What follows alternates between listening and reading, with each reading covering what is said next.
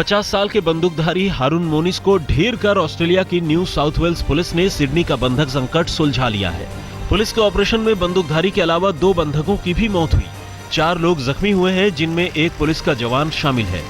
Police के मुताबिक करीब आधे घंटे में इस ऑपरेशन को अंजाम दे दिया गया। ऑपरेशन के बाद रोबोट के जरिए कैफे की तलाशी ली गई। पुलिस ने कैफे को सुरक्षित घोषित कर दिया है। सिडनी के लिंट कैफे में 16 घंटे तक बंधक रहे 2 भारतीय भी सुरक्षित बचा लिए गए। विदेश मंत्रालय के बयान के बाद विदेश मंत्री सुषमा स्वराज ने भी ट्वीट कर इसकी पुष्टि की। गौरतलब है कि अंकी रेड्डी विश्वकांत और पुष्पेंदु घोष भी उन 17 लोगों में शामिल थे जिन्हें बंदूकधारी हारून मोनिस ने बंधक बना लिया था। प्रमुख सॉफ्टवेयर कंपनी इन्फोसिस में कार्यरत अंकी रेड्डी के सकुशल बच निकलने पर उनके गृह शहर गुंटूर में जश्न छा गया है। अंकी के पिता के मुताबिक अंकी सुबह 10 बजे ऑफिस को निकले थे और रास्ते में कैफे चले गए थे, वहीं वो बंधक बना लिए गए। अंकी पहले मेलबर्न में नेशनल ऑस्ट्रेलियन बैंक में काम करते थे और 8 महीना पहले ही सिडनी पहुंचे थे। न्यू साउथ वेल्स पुलिस के मुताबिक अगर कमांडो ऑपरेशन नहीं किया जाता तो कैफे के भीतर खून खराबा होता। पुलिस के मुताबिक कैफे के अंदर गोलीबारी की आवाज सुनने के फौरन बाद ऑपरेशन को अंजाम दिया गया। पुलिस कार्रवाई के दौरान गोलीबारी और बम धमाके की आवाजें सुनाई देती रहीं। Well, that's a decision that was made by the teams responsible. These are the experts. What we don't do is compete with those that have to make that call. They made the call because they believed that at that time, if they didn't enter, there would have been many more lives lost. 16 घंटे के बंधक संकट के दौरान बंधकों पर से 2 बार बंदूकधारी की गिरफ्त ढीली हुई। पहली बार तब जब 5 लोग इमरजेंसी रास्ते से बचकर भाग निकले। दूसरी बार फिर 5 लोगों का जत्था बाहर निकला। इस जत्थे में भारतीय बंधक अंकी रेड्डी भी शामिल थे। इस जत्थे के निकलने के फौरन बाद गोलीबारी और धमाकों की आवाजें सुनाई देने लगी। इसके बाद कुछ बंधक बदहवासी में भागते हुए निकले। न्यू साउथ वेल्स पुलिस के कमांडो भी कैफे के अंदर घुसते हुए दिखे। करीब आधे घंटे में इस ऑपरेशन को अंजाम दे दिया गया। ऑपरेशन के बाद बम होने की आशंका में रोबोट के जरिए कैफे की तलाशी ली गई। न्यू साउथ वेल्स पुलिस ने सिडनी बंधक संकट को आतंकी घटना मानने से इनकार कर दिया है। पुलिस के मुताबिक ये एक अलग तरह की घटना है और ये महज एक व्यक्ति की करतूत थी। न्यू साउथ वेल्स पुलिस के मुताबिक 17 लोगों को बंधक बनाने वाला शख्स ईरानी मूल का शरणार्थी हारून मोनिस है। वो 1996 में ईरान से भागकर ऑस्ट्रेलिया आ गया था। पुलिस के मुताबिक स्वयंभू मौलवी हारून पर कई आपराधिक मामले दर्ज हैं। मोनिस अपनी पत्नी की हत्या की साजिश का आरोपी है। वो इन दिनों बेल पर था। उस पर 7 महिलाओं से यौन दुर्व्यवहार का भी आरोप है। उसने अफगानिस्तान में ऑस्ट्रेलियाई फौज की मौजूदगी की आलोचना की थी।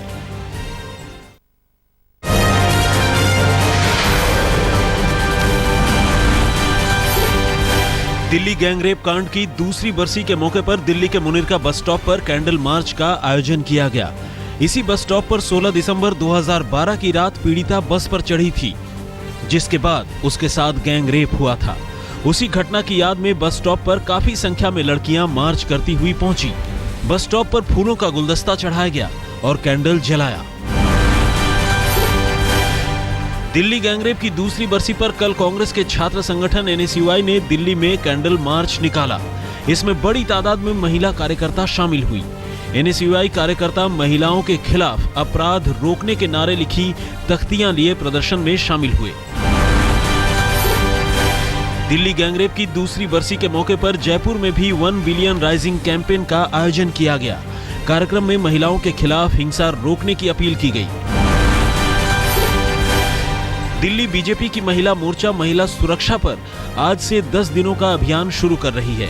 अभियान के तहत महिला मोर्चा की सदस्य जगह जगह जाकर महिलाओं को न सिर्फ महिला हिंसा से जुड़े कानूनों को लेकर जागरूक करेंगी, बल्कि उनसे शिकायतें और सुझाव लेंगी। 16 दिसंबर को चलती बस में गैंगरेप की शिकार लड़की के माता पिता का कहना है कि सरकार की तमाम कोशिशों के बावजूद महिलाएं अब भी महफूज नहीं हैं। आज तक से खास बातचीत में उन्होंने कहा कि जब भी किसी लड़की के खिलाफ अपराध की खबर सामने आती है तो उन्हें बेहद बुरा लगता है। निर्भया के माता पिता के मुताबिक उन्हें अभी भी इंसाफ का इंतजार है। न्याय व्यवस्था को सही करिए। जितनी भी बलात्कार और मर्डर की केसें होती है उसको अपराध सिद्ध हो जाने पे उसको तत्काल दंडित किया जाए। उसको रोकने का ही एक रास्ता है। जब तक मनुष्य के मन में डर नहीं होगा तब तक कुछ नहीं हो सकता है। दिल्ली गैंगरेप के बाद महिलाओं की सुरक्षा के लिए तमाम उपाय हुए हैं। उसी के तहत ताजा कोशिश वाराणसी के सारनाथ स्थित एक टेक्निकल इंस्टीट्यूट की छात्रा ने की है। कंप्यूटर साइंस से बीटेक तृतीय वर्ष की छात्रा रोमा चौरसिया ने एक ऐसे लिपस्टिक का आविष्कार किया है जो छेड़खानी करने वाले शोधों को करंट का झटका देगी। बैटरी से 15 सेकंड में चार्ज हो जाने वाली ये डिवाइस एक बार में 220 वोल्ट तक करंट स्टोर करती है।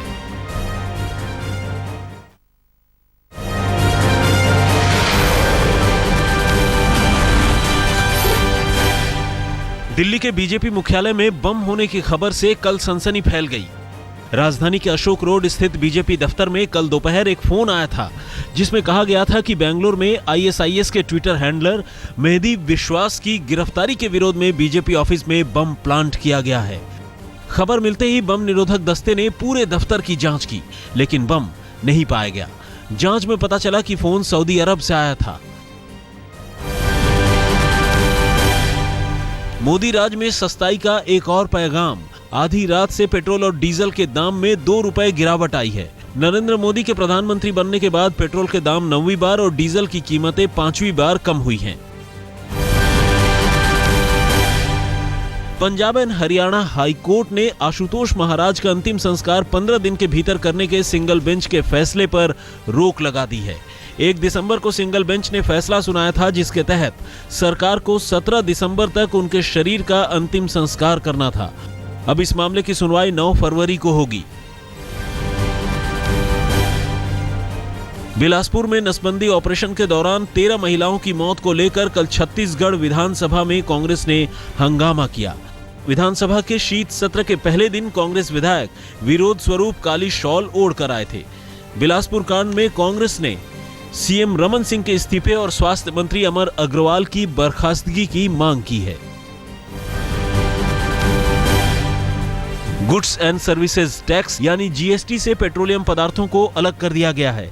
कल रात वित्त मंत्री अरुण जेटली और 7 राज्यों के वित्त मंत्रियों के बीच करीब घंटे भर चली बातचीत में समझौते का फॉर्मूला निकाला गया।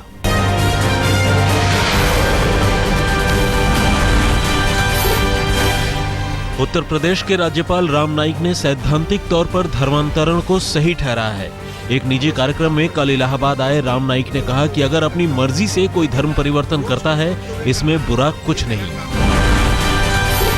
बाबा साहेब अम्बेडकर जी ने हिंदू धर्म छोड़कर बुद्ध धर्म का स्वीकार किया, तो वैचारिक स्तर पर जब ये काम होता है उसका महत्व है और उसी के आधार पर कोई अपना धर्म बदलता है तो उसमें कोई आपत्ति होने का कारण नहीं है।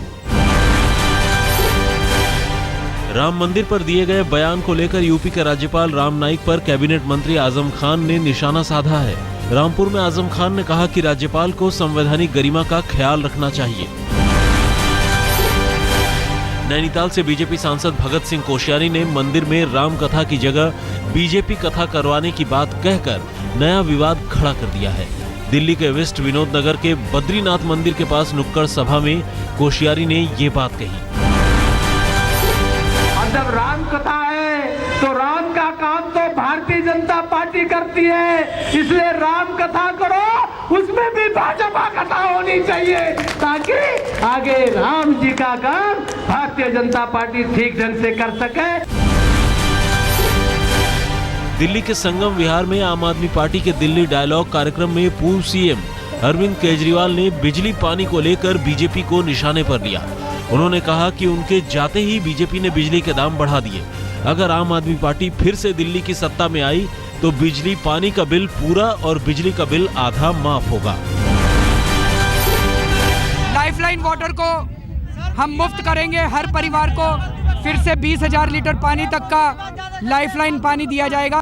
2 ही चीजें मेन है, एक तो अफोर्डेबल बिजली, सस्ता पानी, 24 आवर बिजली, 24 hour water, water for all, electricity for all. Congress की अगुवाई में दलित पिछड़े वर्ग के लोगों ने दिल्ली के उपराज्यपाल के निवास पर प्रदर्शन किया। कांग्रेस का आरोप है कि 20 सूत्री कार्यक्रम के तहत 40 साल पहले खेती के लिए दलितों पिछड़ों को जमीन दी गई थी, लेकिन अब इनकी जमीन बिना किसी कारण के छीनी जा रही है। शारदा चिटफंड घोटाले में पश्चिम बंगाल के खेल मंत्री मदन मित्रा की गिरफ्तारी को लेकर कल कोलकाता का सियासी पारा प्रदर्शन से गर्म रहा। शहर के विभिन्न खेल क्लबों से जुड़े खिलाड़ियों और अधिकारियों ने ईडन गार्डन से विरोध मार्च निकालकर मित्रा की तुरंत रिहाई की मांग की। उधर इस मसले पर कांग्रेस ने सीएम ममता बनर्जी के खिलाफ कोलकाता में प्रदर्शन किया। बिहार के पूर्व सीएम नीतीश कुमार ने बीजेपी पर निशाना साधा है। संपर्क यात्रा के दूसरे चरण में खगड़िया पहुंचे नीतीश ने कहा कि मोदी सरकार बिहार को यूपी की तरह दंगे की आग में जलाना चाहती है। इसके लिए दिल्ली से चुनिंदा नेता बिहार भेजे जा रहे हैं। दिल्ली के मधु विहार इलाके में अवैध निर्माण को तोड़ने के विरोध में हिरासत में लिए गए बीजेपी नेताओं पर थाने में पिकनिक मनाने का आरोप लगा है। बीजेपी नेताओं के साथ कांग्रेस कार्यकर्ताओं को भी हिरासत में लिया गया था। इन कार्यकर्ताओं का आरोप है कि बीजेपी के लोगों को थाने में समोसा, पकोड़े और चाय परोसे गए।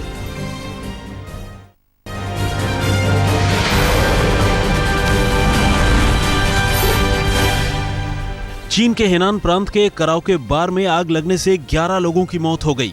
हादसे में 24 लोगों के झुलसने की भी खबर है। इनमें 13 लोगों की हालत गंभीर है। शुरुआती जांच के मुताबिक एयर फ्रेशनर के फटने से ये आग लगी। हांगकांग लेजिस्लेटिव काउंसिल कॉम्प्लेक्स के लोकतंत्र समर्थक सभी प्रदर्शनकारियों को हटा लिया गया है। कोर्ट के आदेश पर कल दोपहर प्रदर्शनकारियों को हटाने का काम शुरू हुआ था।